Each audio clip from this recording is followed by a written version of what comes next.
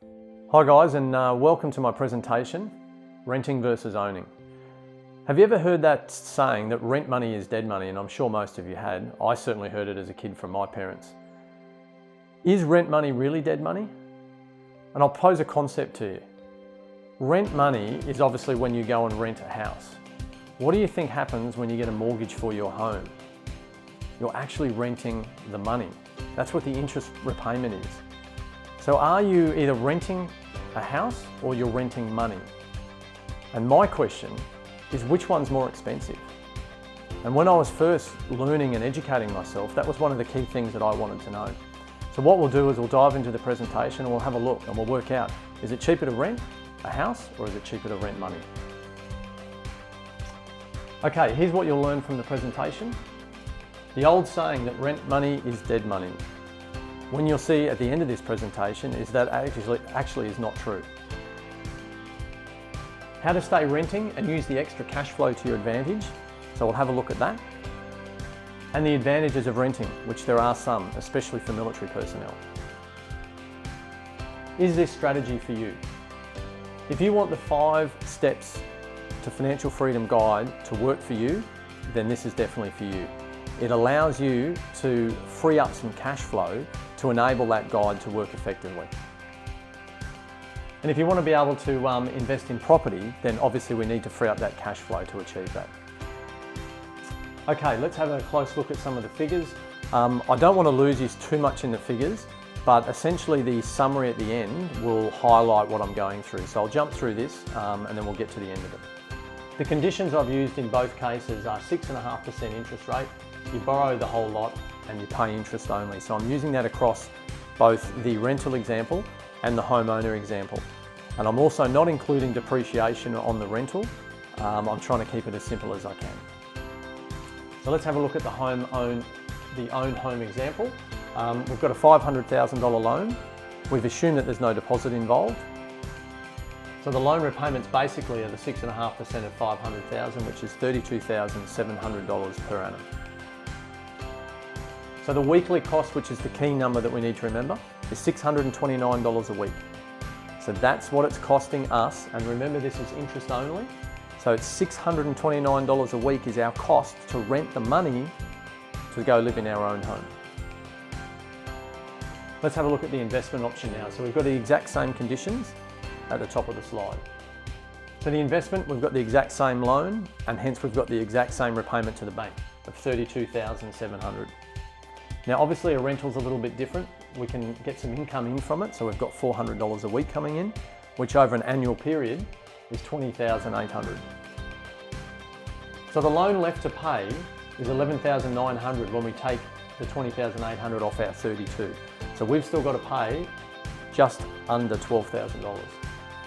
I've then based it on a very low-level tax rate of 30 cents in the dollar. So if you're earning under $80,000 a year, that'll put you in that bracket. If you're earning more than that, you'll actually get more money back at tax time. And again, I haven't included depreciation or anything in these figures, so the figures actually look a lot better in real life. So the loan repayment left after your tax return off the 11 is $8,330, or if we summarise that, it's a weekly cost of $160 a week. So for us to then own an investment will cost us $160 a week.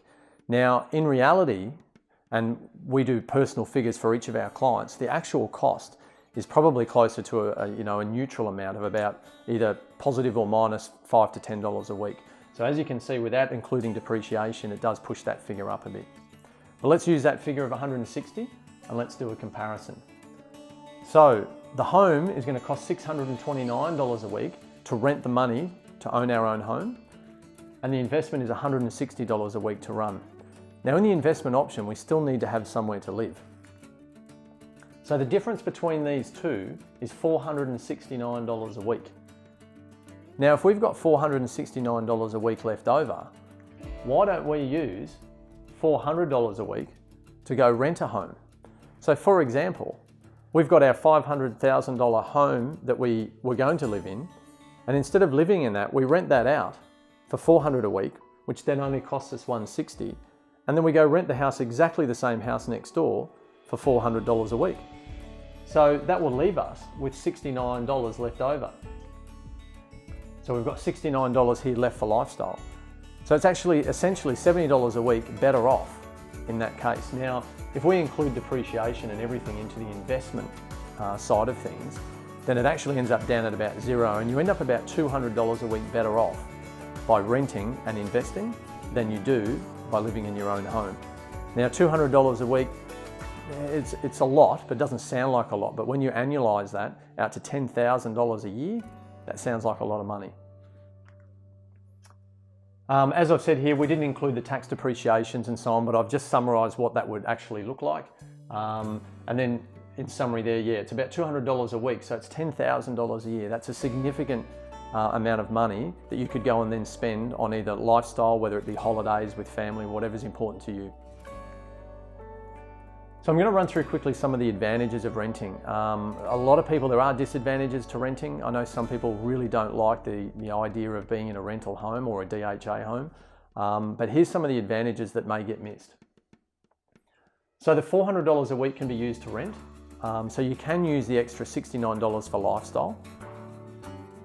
You still have a $500,000 property in the market. So whether you're buying your own home or whether you're buying the investment, you still have the same amount of money sitting in the property market. The investment can be bought where you like. So unlike a home, if you're posted to, for example, say Darwin, and you don't really want to buy into the Darwin market, if you're buying your own home, you're forced clearly to buy into the Darwin market. If you do the investment option, then you can actually buy where you want.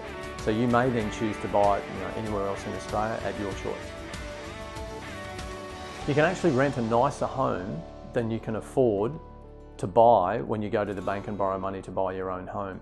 Because that $400 a week, remember we said we've got $69 left for lifestyle. So we could use that to add to our rent. So instead of living in a home without a swimming pool, we could pay $469 a week now and live in a home with a pool. So there's some advantages in doing that and adding that money back into lifestyle. And we can move regularly without expense. So I applied this to my own strategy as well, and I've now got 4 children. I had none, then 1, then 2, then 3, then 4. Now that changes the dynamics of a household quite massively over a period of 7 years that I had my kids. So when we then wanted to move, we didn't have the costs of real estate agencies selling our property. We didn't have the cost of stamp duty when we were purchasing a new property. So it really did mean that we could move quite regularly, matching in with our lifestyle and not having to cope with all the extra expenses around that. So I hope you got something out of the presentation on rent versus own. And as you can clearly see, that old adage of rent money is dead money is actually not correct at all. Thanks for joining us today.